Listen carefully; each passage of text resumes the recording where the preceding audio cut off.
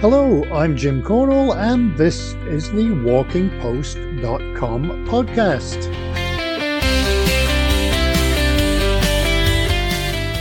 WalkingPost.com is the news website dedicated to walking with all the latest on gear, books, health, trails, festivals, fitness, events, and more. This podcast is number 54, and it's going live on May the 29th. We had to buy a new backpack this week because my son, as we speak, is wandering around the wilderness by a loch doing his Duke of Edinburgh award. He will be missing his Nintendo though, because they haven't started installing high-speed internet in the gorse bushes yet. But at least the weather's going to be decent. It's 25 degrees here, which I appreciate is rubbish if you live in Nevada, but it's not for here. Anyway, back to the backpack. I looked online for a new one that fit all the gear, and much of that looked like overkill, but I thought I'd ask AI for a recommendation. And I said I was looking for a backpack for carrying all the gear for the Duke of Edinburgh award. The response: you don't need a large backpack. If you're strategic and pare back on the equipment, you can easily use a smaller bag. And it showed me a link to a backpack that maybe you could have got a laptop, a charger, a USB drive, and a spare pair of socks in. I have plenty of AI fail stories, but in case it's listening, I'll stop there before it wipes my hard drive out of spite. Let's get to May the 29th. It's the end of the Middle Ages Day, because maybe a lot of people sat around on May the 29th and said, you know what, I think we're done with this Middle Ages thing. Yeah, me too, I'm feeling old age. What, we're going to start the old ages? Nah, well, they do call it the Dark Ages as well, so what about light age? Nah, no one's invented electricity yet. I'm not sure that's how it ended, but anyway, speaking of electricity, it is Edison Day, it's European Neighbours Day, so hello Ireland, and it's Mount Everest Day. Also Alligator Day, and appropriately for the weather here at least, it's Heat Awareness Day. It's also Paperclip Day. So be honest, when was the last time you saw or even used a paperclip? I can't remember. I could probably find one though. It's also Snail Day, which probably lasts a week. Once when my band played in a pub in Canada, a fight broke out. I don't think it was anything to do with our bass player missing a note, but on this day in 1913, Stravinsky's Rites of Spring was performed for the first time in Paris, and a riot broke out. Maybe the merch table was empty. It's the official first conquest of Mount Everest in 1953, although someone might have done it before that and just forgot their phone and not posted it to TikTok. For birthdays, we have Charles II, Bob Hope, President John F. Kennedy, and Noel Gallagher, and he's 60 next year. Oasis, the Bus Pass Tour. Last week we talked about the job of travel coach. This week we're talking to a hiking camp counsellor, although that isn't all she does. Before we get going, if you do have news, guest ideas or subjects to cover, or comments, or you want to advertise, please get in touch via walkingpost.com, or you can just email me at jim@walkingpost.com.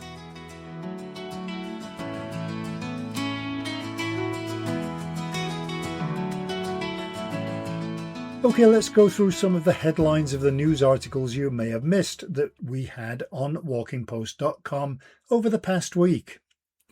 Living Streets wants to tackle poor pavements, preventing older people from walking, and I'm with them on that one. All Trails opened the 2026 Stewards Fund, and Hypershell introduced its new Hypershell X series. A coalition has formed in Canada to champion and steward British Columbia's outdoors. Ireland has announced more than €485,000 to upgrade walking and hiking trails. We had an article on the rise in the number of hiking injuries, and Ordnance Survey highlighted the health benefits of walking 7,000 steps every day. There's a new Quiet Lanes program which hopes to create safer walking and cycling routes, and you can read all of these and more at walkingpost.com. As you know, if you listen to the podcast regularly, or even not regularly, I generally put out a request for guests, which I do in other places too, and I recently heard from a proud mother about her daughter Francesca Pezza. Francesca will soon be a recent college graduate from Santa Clara in California, and she was a hiking counselor in Colorado last summer. She attended camp in Rocky Mountain National Park for 30 days every summer, beginning in 6th grade, and hiking pretty much took over her life, and her dream was to someday be a counselor, but specifically a hiking counselor. Now, finally last summer, she reached the age of 21 and qualified as a hiking counselor. So instead of taking internships, she decided that fulfilling her dream of leading groups of young women into the Rockies to discover nature and parts of themselves was far more important. All right. Hi, Francesca. Great to have you with us and talk about hiking. When I was younger, my mom's from Denver, and so I kind of grew up going to Colorado to see family because part of my family lives there, and I always just took to it so much and just hiking and skiing since I was a kid. One summer, I was like, I'd really just love to get more into this and explore that more and explore that passion and see where it takes me. And we started looking into summer camps and different programs that I could do out in Colorado. And I ended up choosing a camp called Cheley, Colorado camps, which is the best decision. And I ended up going there for 6 years. We do a lot of really big hiking trips there in the Rockies and the Indian Peaks and the Never Summers of Colorado. And I would just hike every single day, without fail, and realized how much I absolutely loved it. Went back every year. We'd learned so much about environmental education as well, and how important it is to care for the outdoors and leave no trace, and be aware of all the trees and all the flowers around you and the wildlife and the rules with that, and how to treat the earth around you and how to enjoy nature without disturbing it. And that just inspired me so much throughout my life, and has influenced what I want to study in college and my career path. And I knew from the first year that I went to this camp that I wanted to work there, at least for 1 or 2 years when I got older. And I ended up doing that 2 summers ago. And I ended up usually first year employees do more in camp stuff. And so I had to deal with that because I was late to the game because I'm on the quarter system at Santa Clara. And so I had to miss all of staff training and all of that. And so I would kind of help wherever they needed me. I would hike, I would do all of the in-camp stuff. I would just be available wherever they needed me. I just wanted to be there and contribute and kind of build up my repertoire for the next year. And I ended up applying again for the next year, got incredible recommendations from my boss the year before, and I ended up getting the hiking and backpacking guide position. And it was absolutely amazing because growing up, going there, all I wanted to do was emulate my counselors that I had and inspire other campers how they inspired me. That was just something that I needed to check off in my life and that I felt so passionate about. I would do over a classic summer internship. I wanted to check this box and have this experience, and it ended up being the most amazing experience ever. And I learned so much about myself. I learned more about Colorado than I had before. I learned how to communicate effectively with teenage girls and kind of battle that imposter syndrome that came with leading a bunch of teenage girls up class 4 mountains and 14ers. And I remember I had a freak out moment, and I called my mom and I was like, am I in over my head? This is such a big role. This is such a big job that I have to do. I feel like all of their lives land on my shoulders. And I ended up having to just realize that I have the training for this. I have my wilderness first aid certifications. I've trained for this. I've done this my whole life, and that yes, I can do it. Once I kind of grew into that and kind of learned to be comfortable in the uncomfortable, I was able to lead them much more effectively and lead them better and connect with them more. And working with teenagers is just, it's so awesome because you can relate to them more, and it's easier to connect. And it was such an amazing experience. I learned that even when I felt sleep deprived, even when I felt physically and mentally tired, I still had to be on for them 24 hours a day for 2 months straight. So I learned how to function through all of that and constant planning and figuring out routes on maps and learning how to navigate and still give them my full self and all that I could give while also like sacrificing some of my own well-being, which was a good skill to gain and taught me that I really am capable of much more than I thought I was. It's all about the journey. It's not just getting from point A to point B. It's really important that you enjoy every step of the way and learn to cherish that and absorb all of it and realize that the journey is much more important than just getting to the destination, as cliche as that sounds. So yeah, the first month I did a lot of backpacking, and then second month I did like singular hiking trips, like day trips. Our big trip at the end, we aren't allowed to do more than 5 days straight because it's kind of split into 4 weeks. And so at the end of the term, so week 4 is the big like 5-day backpack. I was nervous. I'm not gonna lie.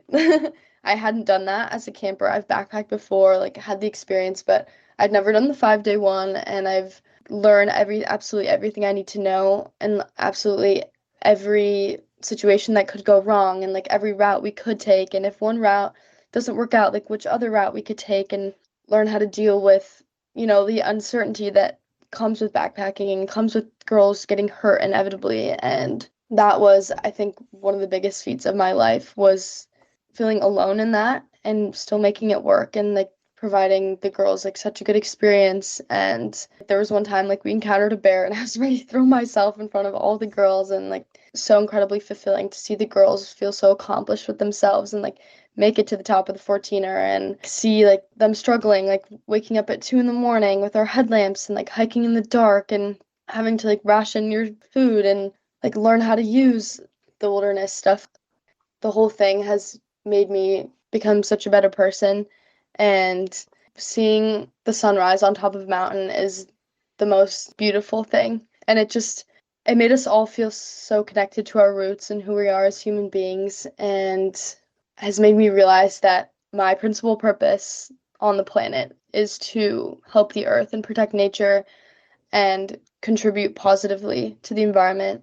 It's very known that like it's in jeopardy right now and has been for a while, and it's very urgent that we need to help and figure out how to be sustainable and how to protect these places and keep these places alive. And I think showing these girls these beautiful things like I was shown as a camper has enlightened that in them, and especially like the evolution of some girls who were maybe afraid to hike at the beginning or thought they couldn't do it physically or mentally, and then by the end they're peaking 14ers and they're happy and they're proud of themselves. And that's just to feel like you made an impact on another person.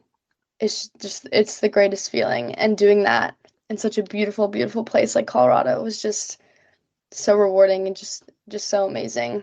I'm so happy I had this experience. I learned not only so many cool like wilderness skills and survival skills, but also like how to connect with that age group and how to connect with other people, and I saw so many people of different backgrounds and types of personalities come together and all bond over this one thing, which is hiking. How do you deal with the fact that obviously they have different abilities, different speeds, different Mm-hmm. fears? They're all individuals. How do you sort of keep it Yes. all together without the first one being 3 miles up ahead and the last one just sitting down there saying, "Where's Mm-hmm. the nearest McDonald's?" Yeah. Yeah, that's such a good question. So from the very beginning of the term, we're scoping that out and we're becoming aware, getting to know each girl and getting to know their fears and talking that through with them and observing them as they hike. So at the beginning of the term, the hikes are very easy. They're very basic, 8 miles round trip or less, maybe six, to like a lake. And so girls that haven't tried it before are encouraged to try it and see if they like it, see if they take to it, see if they feel physically able to do it.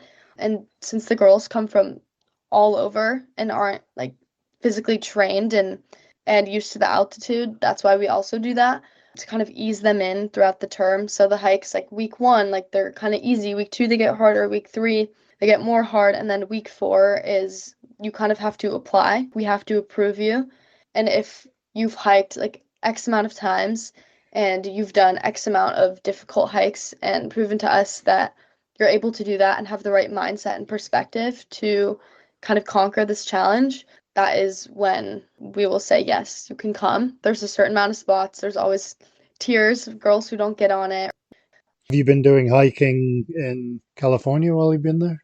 Yes, I do a lot of personal stuff. I love to go to Santa Cruz. I love to go to Big Sur. I just did a backpacking trip with 6 of my buddies.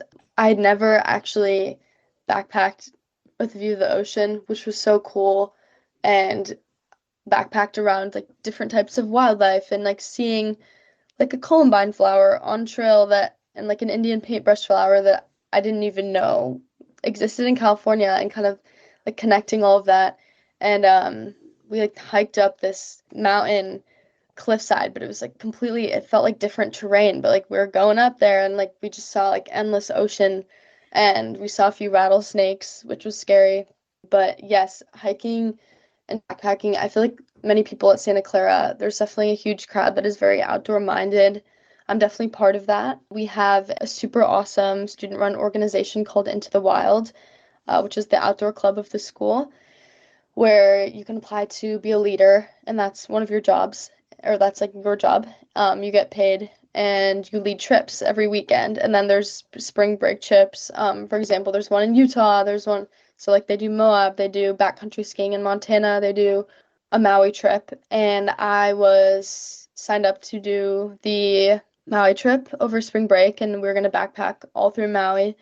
And it ended up getting canceled the day before because of the torrential downpours and flooding that happened in Maui recently, and it just wasn't ethical or safe for us to do that trip. But there's so many hikes nearby, the hills in the north and Lake Tahoe. I've done cross country skiing, backpacking with that club as well, which was something completely different than I've ever experienced because it was absolutely freezing. Ended up being below zero when we were sleeping, and we decided to stop after it got dark, even though like there was like 2 miles left of skiing, but it was freezing, and it was a rule that the guides couldn't, if even one person in the group said no, I can't do this, like we're not allowed to go. And so we ended up finding like our own makeshift place off trail, like in the snow, like spending hours building snow trenches to put our tents in and making sure everything's secure and we're in a safe place. And we still had a place to make our food and all of that. But I feel so grateful and like lucky and privileged to have so many outdoor outlets nearby because California is such a versatile, like, beautiful natural state. Where's your favorite place to go? Back in Colorado or Yeah, in Colorado, my favorite place to go, I don't think I could choose like a mountain range. That's my favorite, and there's endless hikes that I could never decide between, but one of my personal favorites is in the Indian Peaks range. There's three mountains called Pawnee, Shoshone, and Toll. You backpack about 10 miles to this beautiful, serene lake, and what we did, it was a 3-day trip. And on the second day, woke up at maybe 5 a.m. and we were camping kind of like at the base of the mountain. And so we ended up going up with light packs and going up and being there until like for the sunrise and watching the sunrise and then going to peek the mountains nearby. It has such a different feel than obviously the Rockies are absolutely beautiful and amazing, but it felt more silent and serene and spiritual, I would say, because it was way less crowded. Rocky Mountain National Park attracts all the tourists, and it can be tough kind of navigating a large group around so many people on a narrow trail. Usually we would take the fire trail, which is a shortcut, but just being somewhere a few hour drive away that's less well known, that's probably my favorite area. are you going to be doing the counseling again next year or are you done this year? I unfortunately cannot do it this year because I'm graduating college pretty late into the first term. And unfortunately, they can't hire someone for that amount of time and then boot them and then have me come in. And so it's kind of like if you're committing, you're committing. The past 2 years, I've left school a little bit early and figured that out with my professors and made it my priority to make it in time. But obviously, it's my graduation, and so I can't miss it. It's mid-June, and all of that starts early June. And so I'm unable to do it, unfortunately, this year, but I really want to make it out there and do some hikes and visit some of the girls that I connected with in years past, and hopefully do it again in the future, whether that's through Cheley or through another program. Do you have plans beyond university yet? I mean, is hiking or leading groups or travel, is that in your future plans for a career or not? I would definitely say my goal is to do that at some point. As of now, I'm looking for jobs just in the outdoor industry that are environmentally focused. I'm looking to do specifically sustainability work and find jobs that I'm a communication and Spanish double major and a sustainability minor. And so I've gotten to kind of connect these different fields and passions all together at Santa Clara. And I would love to just make a difference environmentally, whether that's through marketing, like sustainability marketing for an outdoor brand or other types of sustainability roles. I would love to just be engaged with that type of work. I feel like I'm not a very like 9 to 5 person. I love to be hands-on. I love to be out there. And so that's definitely a priority for me to find a job that fits those things. And I'm very open-minded. I feel like I've gained many facets throughout college that I could go several different routes. I worked for the Center for Sustainability at school. I have an apprenticeship I've had for the past 3 years where I contribute to the sustainable development goals on campus, and I specifically spend a lot of time in the Forge Garden, which is our campus garden, and combat food insecurity and just learn a lot about sustainable gardening and horticulture and how important it is to get back to your roots and eat seasonally and have that as a resource for students. And so I'm definitely looking for jobs that just align with my core purpose that I feel I have in the world. You're going to stay in California or are you going to anywhere? I want to stay in probably either San Francisco or go to Colorado. I feel very at home in Colorado and I have lots of connections there, and it's a wonderful, wonderful place to do all of the aforementioned. But I also love San Francisco and there are many cool opportunities here.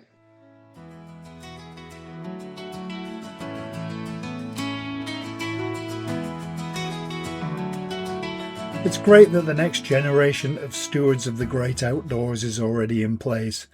I'm not sure about my son being a steward over the next couple of days because I'm assuming he'll be shattered after his 2 days out in the Galloway forest. So he probably won't want to do anything this weekend. He can sit and monopolise the television again. Not sure what's going to happen when the World Cup comes on in a couple of weeks. I've only missed 2 games ever, and those were both when my band was playing gigs. Although I have to fess up for the first time, I did have a phone with the game on next to my drum pedal. Thank goodness I didn't step on it. I'm sure ours won't be the only battle for the remote in the world regardless. This week we also got an invite to go and film a hiking series in Eastern Europe next summer, so that should be fun. Now my son has that huge backpack, he can carry all the equipment. If you do have news or suggestions for podcast guests, please do get in touch through jim@walkingpost.com.